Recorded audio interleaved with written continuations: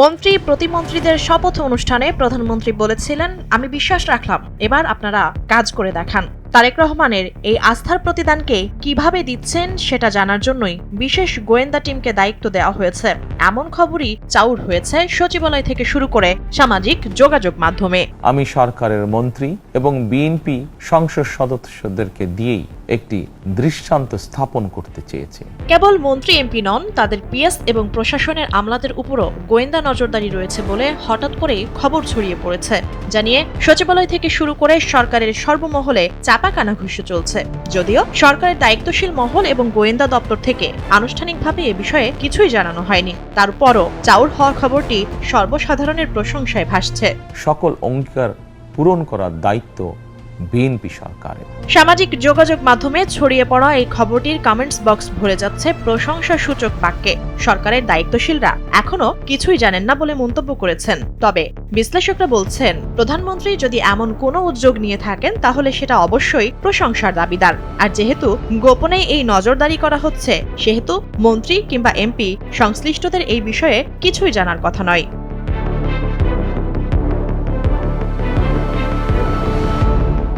সরকারের নীতি নির্ধারক ও আইন প্রণেতারা যাতে ক্ষমতার দাপটে অতীতের কোনো শাসন আমলের মতো দুর্নীতি, অনিয়ম ও কর্তৃত্ববাদিতায় আক্রান্ত বা নিমজ্জিত হতে না পারেন, সেই লক্ষ্যে প্রধানমন্ত্রী তারেক রহমানের নির্দেশে এই কঠোর নজরদারি রাখা হচ্ছে বলে জানা গেছে।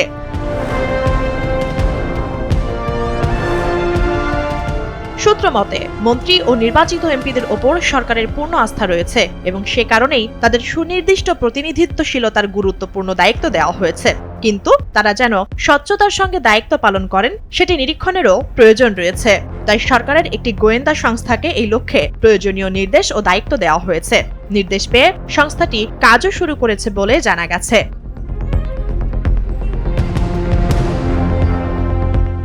সূত্র মতে, 2 সপ্তাহ পর প্রধানমন্ত্রীকে এই বিষয়ে ওই সংস্থা থেকে আপডেট দেওয়া হচ্ছে।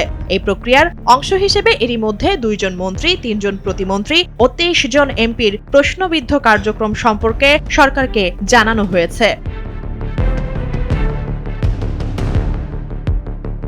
কেবল মন্ত্রী এমপি নন, সচিবালয় এবং মন্ত্রণালয় কেন্দ্রিক তদবিরবাজদের তালিকা পাঠানোর নির্দেশও দেওয়া হয়েছে।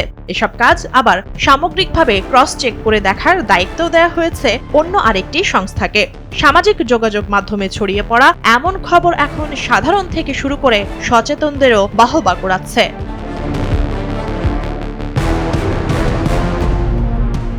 জানা গেছে, সরকারের বিভিন্ন গুরুত্বপূর্ণ পদ আর দায়িত্বে থাকা ব্যক্তিরা অতীতের অন্য কোনো সরকারের মতো ভুল ত্রুটি যেন না করে, সেদিকে তীক্ষ্ণ নজরদারি রাখতেই এই উদ্যোগ গ্রহণ করা হয়েছে।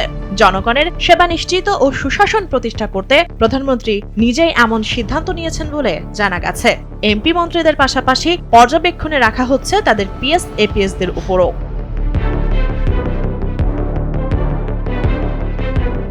সূত্র মতে, গোয়েন্দা সংস্থার পক্ষ থেকে এসব বিষয় সরকারকে জানানোর পর তা ক্রস চেক করতে অপর একটি সংস্থাকে দায়িত্বও দেওয়া হয়েছে। ওই সংস্থার প্রতিবেদনেও একই ধরনের তথ্য পাওয়া গেলে পরবর্তী সিদ্ধান্ত নেওয়া হতে পারে।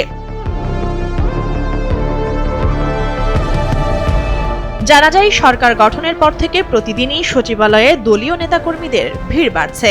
তারা নানা ধরনের আবদার নিয়ে হাজির হওয়ায় মন্ত্রী প্রতিমন্ত্রীরাও বিব্রতকর অবস্থায় পড়ছেন।